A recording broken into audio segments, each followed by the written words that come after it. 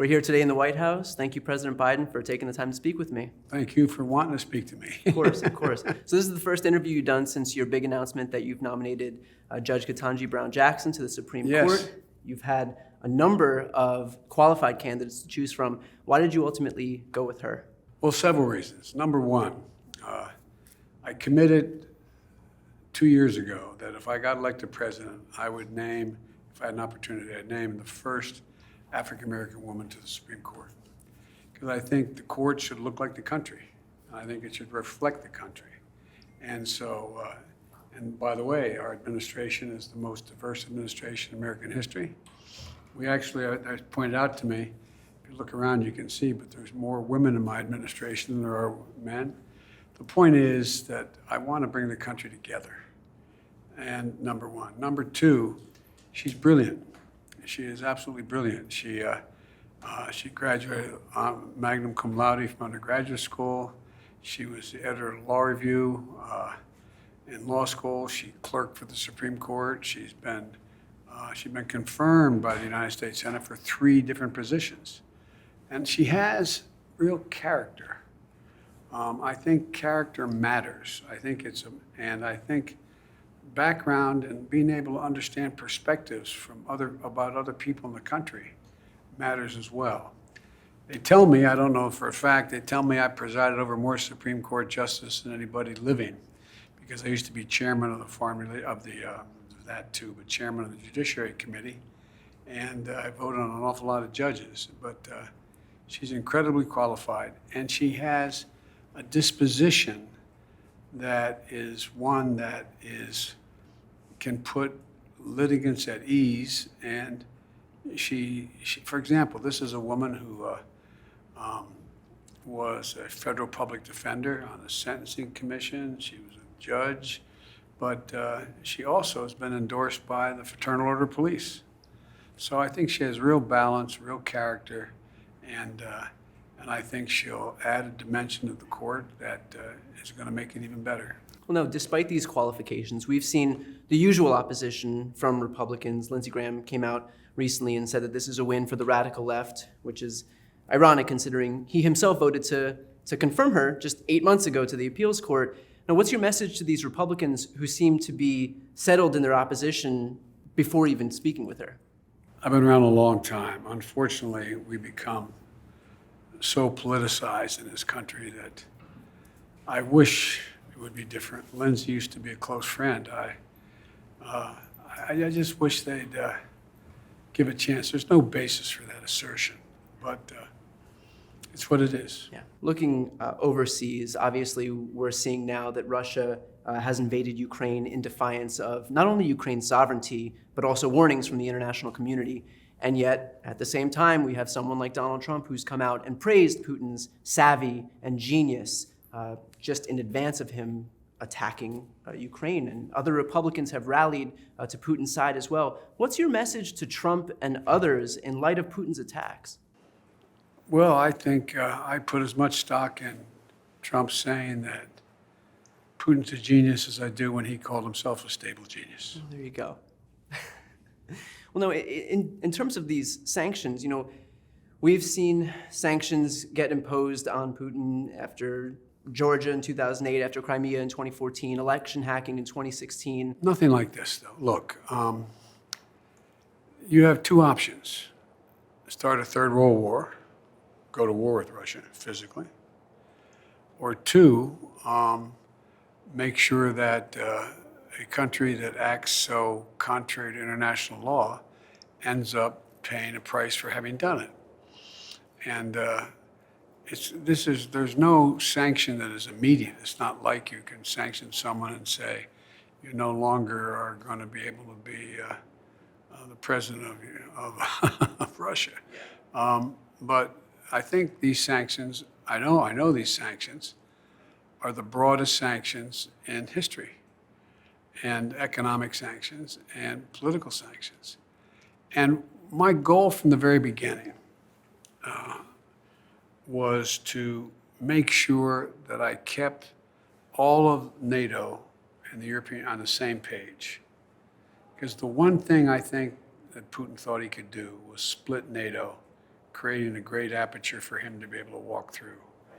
And that hasn't happened, if you notice. It's been complete unanimity. And, and Russia will pay a serious price for this short term and long term, particularly long term. And I think it's not only in Europe, but in the Pacific, Japan and South Korea and Australia. And I mean, so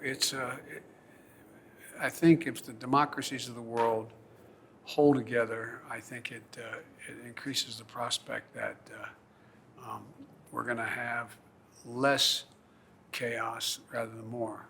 I think that's the ultimate irony here, is that if Putin's goal ultimately was to undermine NATO, and look at what's happening now, NATO is more unified than ever. Well, beyond that, not only NATO is more unified, look at what's going on in terms of Finland. Look what's going on in terms of Sweden. Look what's going on in terms of other countries. I mean, he's producing the exact opposite effect that he intended. And but all I know is that we have to stay the course with the rest of our allies. And in the meantime, we're supplying defensive weaponry and economic assistance to Ukraine. And I think it's important that we stay the course. Yeah, and I think it's important too that finally we have leadership here that's showing that it's important to focus on protecting democracy as opposed to autocracy. Well, you know, you obviously have heard things I've said before, because I've said at the outset of my presidency that there is a genuine, we're at an inflection point in world history.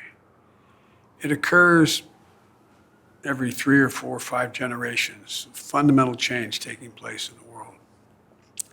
And the combination of the fundamental change that's taking place, for example, you're going to see more change in the next 10 years than we saw in the last 50 years. And it's because of the nature of science and technology and movement. And a lot of the autocrats and President Xi, I've spent a lot of time with President Xi of China. He's one who believes that things are changing so rapidly, democracies don't have time to reach consensus. So autocracies are going to rule. Well, this is a good lesson in disproving that theory. And speaking of that, looking back inward at home, we're in this rare sliver of time where Democrats have unified control of government in the House, the Senate, and the White House, and yet our agenda has been moving slower than we would have liked. What's your message to Democrats who say that our elected officials can't deliver, and so what's the point of showing up to vote? Well, 2 things. One, I think the biggest impact on the psychology of the country has been COVID. Almost 1 million Americans have died of COVID. And so I think it's hard for people to get their arms around the fact that we have the fastest growing economy in 40 years. Wages are actually up, not down. Unemployment is the lowest it's been. It's under, it's just incredibly low, and it's around in the 3-point range. We find ourselves in a position where it's hard to fully appreciate that when you wake up in the morning and wondering out whether or not your uncle, aunt, mother, father, son, daughter who has COVID are going to be okay. And as Vivek Murthy, the Surgeon General, points out, I think one of the significant things we're going to find 10 years from now is a phenomenal negative psychological impact that COVID has had on the public psyche.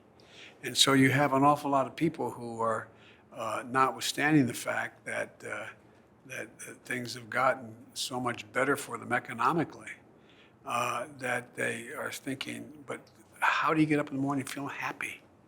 Happy that everything's all right, even though your job is better, even though you have more income, and then on top of that, because of COVID, supply chains have been so interrupted that now you have inflation. And inflation is, for example, 1/3 of all inflation a month ago was the price of automobiles. Well, why did they get so high? They don't have those little computer chips. So they don't, we invented them here in the United States when we went to the moon. We don't make them much anymore. We're starting to now. But what happens is where they're made in in parts of Southeast Asia and Taiwan and other places, and we don't get them to us quick enough and can't get there, everything slows up. The same way with, you have from Ukraine to Russia, wheat and all those things, those products. The generic point is that I think that it's we're gaining control of that. We're gonna get there, but it really is disquieting for people. But I can tell them that hope is on the way. We have more tools now to deal with COVID than we've ever had. I've ordered millions of pills, over 20 million pills that Pfizer come up with. Even if you haven't had a vaccination and you get COVID, you take the pill, you're not going to go to the hospital. And shots in arms and the ability to have boosters. And so I think we're going to see things changing, but it's difficult, especially for people who have get up in the morning, sit down to breakfast, and sit across from an empty chair. In a broader scheme of things, what do you hope that your legacy is going to be? When your grandkids are reading the history books and they read about you, we look and see that Lincoln freed the slaves, FDR's New Deal, Obama had the ACA, Trump had his own legacy, but we'll keep it upbeat here. What do you hope that Well, your first of legacy all, will be? I don't think in terms of legacy. I think in terms of the needs immediately. I ran for president, really and truly, and even my supporters were not critical of, but thought the reasons I laid out why I was running, maybe they weren't such a good idea. I said I was running for 3 reasons from the very beginning. 1, to restore the soul of America. This idea of decency, honor, treating people with respect, literally treating people with respect. And second reason, rebuild the backbone of the country, which is the middle class, working class folks. This trickle-down theory of economic growth, excuse me, has left an awful lot of Americans out. And I've never seen a time when the middle class is doing well that the wealthy don't do very well, and the poor have a way up. And so that's why I focused on how to change the circumstances and opportunities for working class and middle class people. And the third reason was, which I got a lot of criticism for, was saying I had to unite the country. We can't be a divided country. We can't be sustained and do the things that have to be done if we remain divided based on ethnicity, based on politics. It can't work. And so they're the 3 things. I hope my legacy is that I was able to restore some decency and honor to the office. I was able to bring the middle class back to a place where they had real opportunity, given an even chance to succeed. And I was able to reconstruct our alliances, which had been frayed so badly internationally, and that I was able to bring people together, bring the politics of America together. And I think we're making slow progress on some of these things, but I think that's where we're moving. I hope my legacy is that I restored the soul of this country. I was able to give the middle class, and we were able to build the economy from the bottom up and the middle out, not the top down, and that we're able to unify the country again. We'll leave it there, Mr. President. Thank you so much for taking the time. It's been an honor to speak with you today. Thank you. You're good.